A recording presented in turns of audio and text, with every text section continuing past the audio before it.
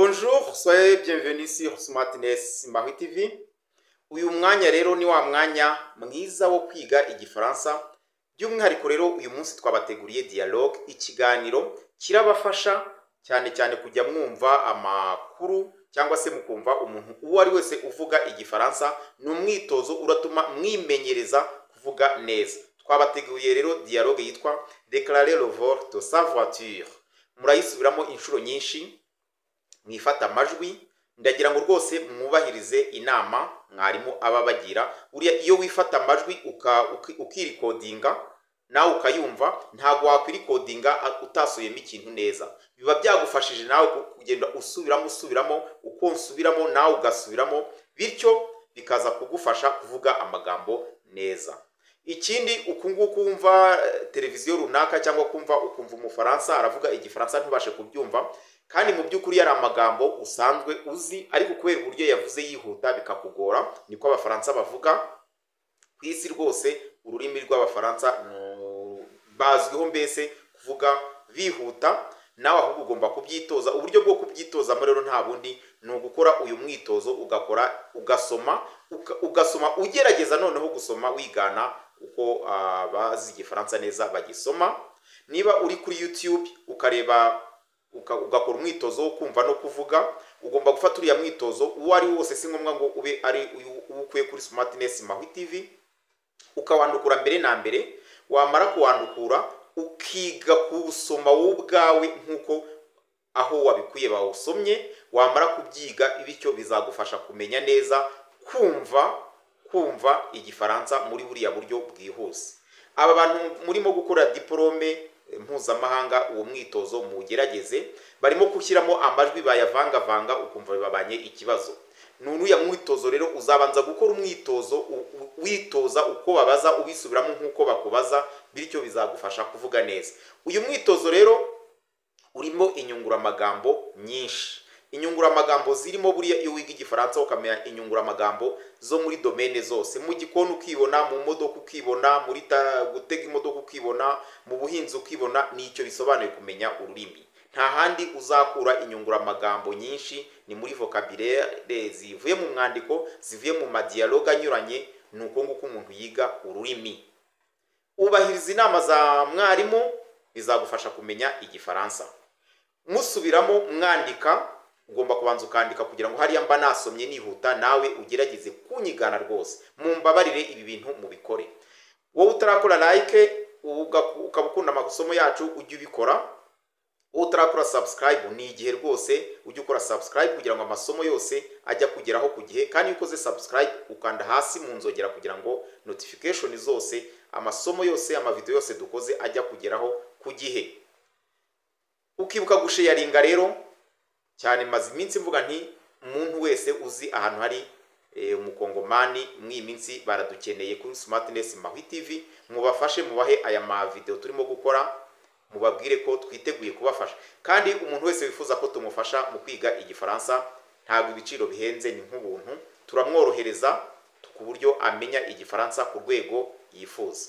Reka rero twihute, tugiye gusoma. Noneho niturangiza gusoma, ubwo mugiye gutega amatwi mwumve ko hari icyo mugiye gusigaranamo. Noneho nyuma ndabisobanura. Nubwo ngiye gusoma nihuta, ntibibatera ubwoba rwose. Nyuma ndasobanura ijambo ku ijambo, ndetse some gahoro nkwereka uburyo ugomba gusoma. Reka twihute. Bonjour, ma voiture a été volée. J'aimerais faire une déclaration. D'accord, de quel type de voiture s'agit-il? C'est un piston 2006, année 2004, grise avec intérieur cuit. Quelle est son immatriculation? C'est JUST4I666. J'ai encore les clés. Elle était garée en face de la maison. Elle a été volée pendant la nuit. J'ai besoin de votre carte d'identité ainsi que de votre carte grise. Je ne les ai plus. Ils étaient dans mon portefeuille, dans la boîte à gants. Je n'ai même pas mon certificat d'assurance. Bien, nous allions faire une déclaration pour votre compagnie d'assurance. Veuillez remplir ce document. De toute façon, vous avez 3 jours pour déclarer le vol. Je dois louer une voiture pour continuer à travailler. Ou puis-je avoir une copie de mon permis de conduire? Vous pouvez en avoir une avec cette déclaration à la préfecture de votre département. Icyumvikana gikunda kuba kuri buri wese w'umwiga, iyo umuntu abyanditse akenshi urabyumva, ariko yabivuga ukumva birakugoye. Murabona ko hano nabivuze ntago nabyanditse. Ese mwabyumvishe? Hari icyo musigaranyemo nk'abantu bamaze kugira ku rwego rwo hejuru? Reka noneho tubisobanure tubyandika, nitumara kubyandika tunabisobanura ngenda mbasubirishamo. Birabasaba umwanya wo kugerageza kuvuga mwihuta mukigana. Hari abantu benshi barimo gukora ibizamine bya DELF bano bakorera zino diplome z'ururimi zo mu Bufaransa, ariko iki kibazo cyo kumva kikabagora. Wabyandika akabyumva, wamubaza, wavuga gusa, wamuha audio ukavuga ukumva arimo kwibura. Nta rindi banga, biragusaba kubanza gufata iriya audio ukiga kuyigana. Igihe cyose uzaba utaramenya kuyigana bizakomeza bikugora. Niba nkubwiye ngo ifate audio ku muvuduko muremure, uko urimo gusoma ku muvuduko muremure bizatuma nuko umuzungu zavuga kose, hari n'ukuntu babaha amajwi asa nk'avangavanze mu isoko. Ndavuga abarimo gukora ibizame, mubimenye niba utarigeze ukora uyu mwitozo wo kuvuga wihuta gusubiramo kenshi. Ni igifaransa cyoroshye, ni amagambo asanzwe yoroshye cyane, ariko kubera ko yavuzwe n'umufaransa akayavuga yihuta agashyiramo nk'ikijwi cyisubiramo, hari ukuntu abivuga nk'uri kure ukumva hari akantu kakugoyemo. Ntabwo bigoye, ni umwitozo wonyine ugomba gukora. Reka dusome aya magambo rero noneho tunayasobanura. Bonjour, muraho. Ma voiture a été volée. Ma voiture, imodoka yanjye. Ma, c'est ni cyanjye. Voiture, ma voiture a été volée. Imodoka yanjye yibwe. Voler ni ukwiba. Ma voiture a été volée. Imodoka yanjye yibwe. J'aimerais faire.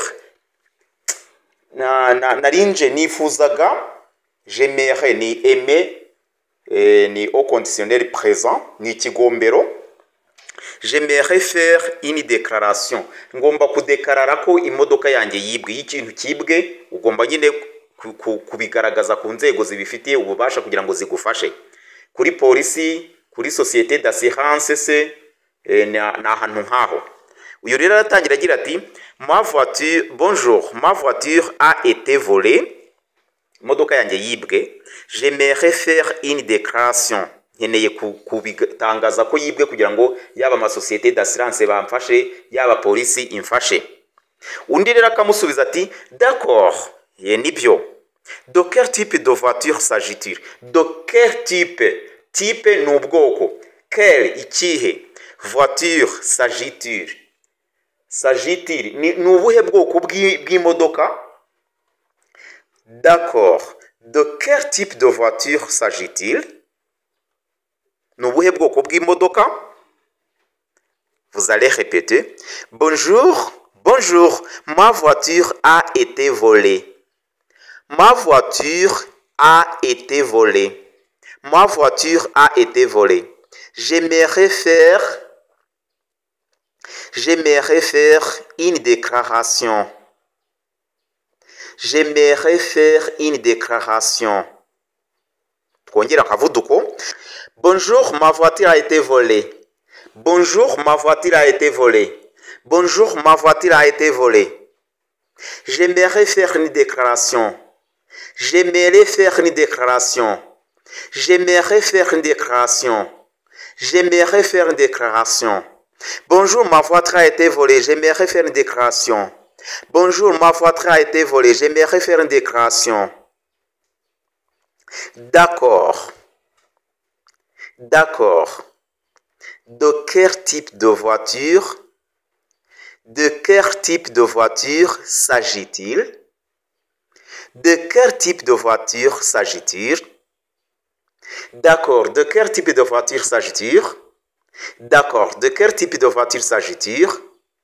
D'accord. De quel type de voiture s'agit-il? Bonjour, ma voiture a été volée. J'aimerais faire une déclaration. D'accord. De quel type de voiture s'agit-il?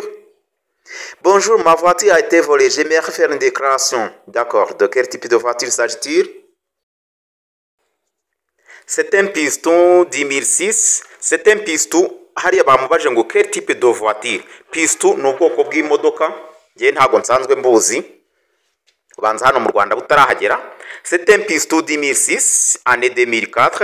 2004 ni année de fabrication, no mwaka yakozwemo 2004. Grise avec intérieur cuit. Grise ni ibara rijya gusa umwe hagati y'umweru n'umukara. Gris ni parce que c'est la voiture, ubundi ni ibara riri gris ariko kubera ko c'est la voiture c'est féminin bavuga grise. Grise rijya kuba umweru rijya kuba umukara, abaza amabara ubwo mubizi kundusha. Avec intérieur cuit. Intérieur ni mimbere, à l'intérieur, mimbere. Iyo bavuze inyuma bavuga à l'extérieur. Intérieur cuit no vuga ngo imbere intebe zaho ni cuit, ni kwire, ni nko kuvuga kwire, ni intebe z'uruhu. Murabizi ko iya misego y'amamodoka ari ukuntu ibikoze mu ntebe z'uruhu. Ubwo rero nibyo arimo gusobanura ubwoko bw'imodoka. C'est un pistou 2006 année 2004 grise avec intérieur cuit. Quelle est son immatriculation? Immatriculation ubundi ni plaque. Mu yandi magambo immatriculation bivuga plaque ku modoka, ariko immatriculation ubundi ni nimero iba iranga ikintu. Immatricule, nimero d'immatricule ni nimero iranga iki kintu. No kuvuga rero aramuaje tese nimero yayo ni yihe, plaque yayo ni yihe. Vous allez répéter. C'est un pistou 2006, année 2004, grise avec intérieur cuit. C'est un pistou 2006. C'est un pistou 2006, année 2004. Année 2004. Grise avec intérieur cuit. Grise avec intérieur cuit. C'est un pistou 2006, année 2004, grise avec intérieur cuit. C'est un pistou 2006. C'est un pistou 2006. C'est un pistou 2006. Murabona ko imibare duheruka kwiga ifite umumaro, nk'ubu ubonye 2006 uhita uyimenya. C'est un pistou 2006, année 2004. Année 2004. Grise avec intérieur cuit. C'est un pistou 2006, année 2004, grise avec intérieur cuit. C'est un pistou 2006, année 2004, grise avec intérieur cuit. Quelle est son immatriculation? Immatriculation. Immatriculation. Quelle est son immatriculation? Quelle est son immatriculation? Quelle est son immatriculation? C'est JUST4U666. Iyi niyo nimero d'immatriculation y'iriya modoka, niyo plaque yayo. J'ai encore les clés. Mfite kandi nanone imfunguzo, sont les clés de contact. Imfunguzo zira zati modoka, clés de contact. J'ai encore les clés. Mfite nanone imfunguzo. Elle était garée en face de la maison. Elle était garée. Gare iri jambo twararibonye. Gare naho baparika imodoka, gare no guparika. Elle était garée. Yari paritse en face de la maison. Aharebana no mu rugo. Aharebana ni wanjye mu rugo, aharebana n'inzu. En face, yari paritse aharebana n'inzu yiwanjye. Elle a été volée pendant la nuit. Yibwe pendant la nuit ijoro. Yibwe mu ijoro. Yibwe mu ijoro. C'est JUST4U666. J'ai encore les clés. Vous allez répéter. J'ai encore les clés. J'ai encore les clés. Elle était garée en face de la maison. En face de la maison. Elle a été volée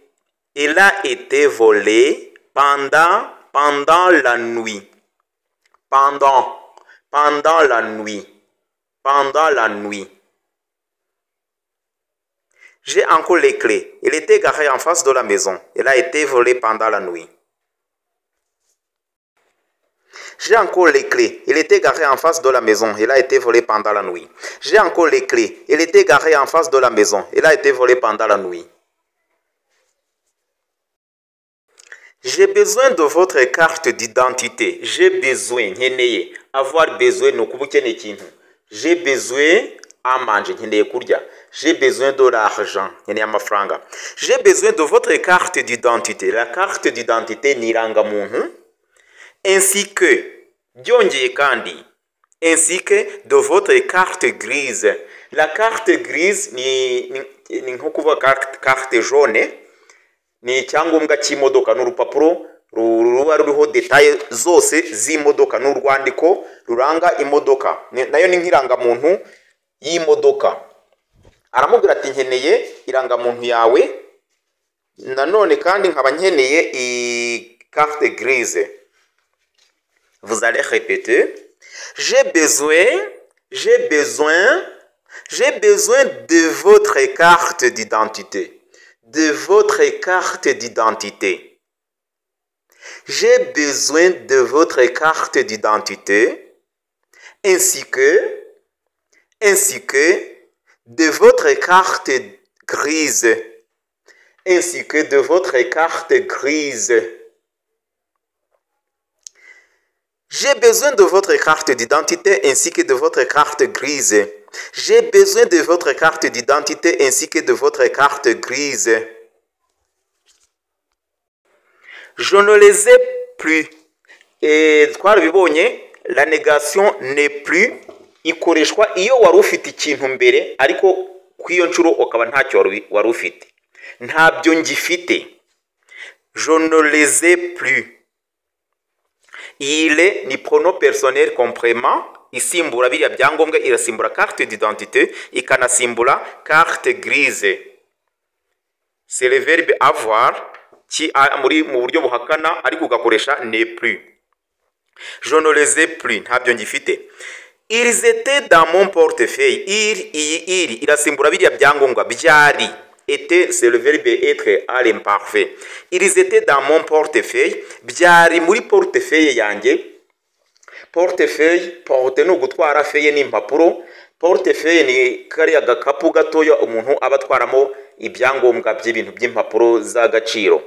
Ils étaient dans mon portefeuille dans la boîte à gants. Byari muri portefeuille yanjye dans la boîte à gants. Mu modoka hejuru yaho amaguru abari hari akantu wegura gutya ukabikamo ibintu, kariya niko bita boîte à gants. Boîte à gants, boîte à gants. Nuvuga ngo byari muri portefeuille yari iri muri boîte à gants kandi urumva imodoka yibwe. Je n'ai même pas mon certificat d'assurance. Je n'ai même pas, même simfite kandi simfite nanone mon certificat d'assurance. Certificat d'assurance ni kiriya gipapuro kigaragaza ko ufite ubwishingizi. Certificat d'assurance. Vous allez répéter. Je ne les ai plus. Plus. Plus. Je ne les ai plus. Ils étaient dans mon portefeuille. Ils étaient dans mon portefeuille. Ils étaient dans mon portefeuille. Dans la boîte à gants. Dans la boîte à gants. Je n'ai même pas mon certificat d'assurance. Je n'ai même pas mon certificat d'assurance. Je ne les ai plus. Ils étaient dans mon portefeuille, dans la boîte à gants. Je n'ai même pas mon certificat d'assurance. Je ne les ai plus. Ils étaient dans mon portefeuille, dans la boîte à gants. Je n'ai même pas mon certificat d'assurance. Je ne les ai plus. Ils étaient dans mon portefeuille, dans la boîte à gants. Je n'ai même pas mon certificat d'assurance. Je ne les ai plus. Ils étaient dans mon portefeuille, dans la boîte à gants. Je n'ai même pas mon certificat d'assurance. Bien, Nibio. Nous allions faire une déclaration. Oui, Nibio, reka dukore tudekarare pour votre compagnie d'assurance. Reka tumenyeshe compagnie cyangwa se compagnie d'assurance ni kuvuga Sonarwa, Sohas, Radiant. Reka tumenyeshe isosiyete yanyu y'ubwishingizi. Veuillez remplir ce document. Mwuzuze document ni urupapuro. Mwuzuze uru rupapuro. Remplir ni ukuzuza. Veuillez remplir ce document. Mwakuzuza uru rupapuro. De toute façon, vous avez 3 jours. Mu buryo bwose muba mufite iminsi 3 pour déclarer le vol. Kugira ngo mudekarare ubujura. No kuvuga ngo itegeko buri riteganya yuko mu minsi 3 guhera wibwe ugomba kuba wasobanuye wagaragaje yuko wibwe. Bien, nous allions faire une déclaration. Bien, vous allez répéter encore. Bien, nous allions faire une déclaration. Nous allions faire une déclaration pour votre compagnie d'assurance. Pour votre compagnie d'assurance. Veuillez remplir. Veuillez remplir. Veuillez remplir ce document. De toute façon, vous avez 3 jours. Vous avez 3 jours pour déclarer le vol. Pour déclarer le vol. Bien, nous allions faire une déclaration pour votre compagnie d'assurance. Veuillez remplir ce document. De toute façon, vous avez 3 jours pour déclarer le vol. Bien, nous allions faire une déclaration pour votre compagnie d'assurance. Veuillez remplir ce document. De toute façon, vous avez 3 jours pour déclarer le vol. Je dois louer une voiture. Louer ni ugukodesha. Niho haturuka ijambo location. Location ni ubukode. Loyer. Je dois ngomba. C'est le verbe devoir. Ivuga kugomba. Ngomba gukodesha imodoka pour continuer à travailler. Kugira ngo nkomeze gukora. Continuer à travailler. Où puis-je avoir une copie de mon permis de conduire? Où? Hehe. Puis-je. Henashobora. C'est le verbe pouvoir. Henashobora kubona copie de mon permis de conduire. Ikopi icyangombwa cyuko mfite uruhushya rwo gutwara. Ni arasaba orientation. Arasaba ko yamurangira inzira yanyuramo. Vous allez répéter. Je dois louer une voiture. Je dois louer une voiture pour continuer à travailler. Pour continuer à travailler. Où puis-je avoir une copie de mon permis de conduire? Où puis-je avoir une copie de mon permis de conduire? Vous pouvez en avoir une. Mushobora kuyibona iriya un irasimbura permis de conduire. Mushobora kuyibona iyo kopi nyine une irasimbura iyo kopi. Vous pouvez en avoir une avec cette déclaration. Mwitwaje iyi déclaration tubakoreye à la préfecture de votre département. Ku ntara yanyu aho mubarizwa. Mu ntara préfecture intara de votre département. Département ni nk'ishami riba ribashinzwe ariko hano baravuga ku ntara mubarizwamo. Vous pouvez en avoir une. Vous pouvez en avoir une avec cette déclaration. Avec cette déclaration à la préfecture. À la préfecture de votre département. À la préfecture de votre département. Vous pouvez en avoir une avec cette déclaration à la préfecture de votre département. Vous pouvez en avoir une avec cette déclaration à la préfecture de votre département. Ndizera ko mwabyandukuye mu makayi yanyu. Iyo byandukuye bikurinda kwibagirwa kuko n'ubutaha urongera ukabisoma wihuta ibyo usomye bikakugumamo. Abantu rwose barimo gutsindwa bakurikije yuko batumva prononciation y'igifaransa mukoreshe iyi nzira ndimo kubaha birabafasha. Uko bisubiramo kenshi birakurinda kwibagirwa. Uko usoma wifata amajwi kugira ngo ubashe kwifata amajwi buriya biba bisobanuye yuko wabashe kubisubiramo neza. Mugiye gusoma nkanjye noneho mwihuta mwifata amajwi mwumve ko mwabikoze neza. Dialogue. Déclarer le vol de sa voiture. Bonjour, ma voiture a été volée, j'aimerais faire une déclaration. D'accord, de quel type de voiture s'agit-il? C'est un piston 2006, année 2004 grise avec intérieur cuit. Quelle est son immatriculation? C'est JUST 4U666. J'ai encore les clés. Elle était garée en face de la maison. Elle a été volée pendant la nuit. J'ai besoin de votre carte d'identité ainsi que de votre carte grise. Je ne les ai plus. Ils étaient dans mon portefeuille dans la boîte à gants. Je n'ai même pas mon certificat d'assurance. Bien, nous allions faire une déclaration pour votre compagnie d'assurance. Veuillez remplir ce document. De toute façon, vous avez 3 jours pour déclarer le vol. Je dois louer une voiture pour continuer à travailler. Ou puis-je avoir une copie de mon permis de conduire? Vous pouvez en avoir une avec cette déclaration à la préfecture de votre département. Wowe utarakora like niba amasomo twaguhaye yagushimishije yikore. Aya masomo yasangize abandi abifuza kwiga igifaransa banari kandi ni benshi, ariko hari abataramenya ko kuri YouTube bibaho. Basangize.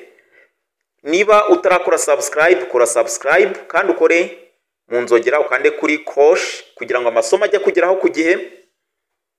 Kwiga ni uguhozaho kandi iyo ufite ubushake urashobora. Iyo ufite ubushake urashobora. Mwakoze rero kudukurikira, mugomba kubahiriza inama za mwarimu kugira ngo mubashe gufata aya masomo tuba twabagejejeho. Merci de nous avoir suivis, à la prochaine occasion. Au revoir.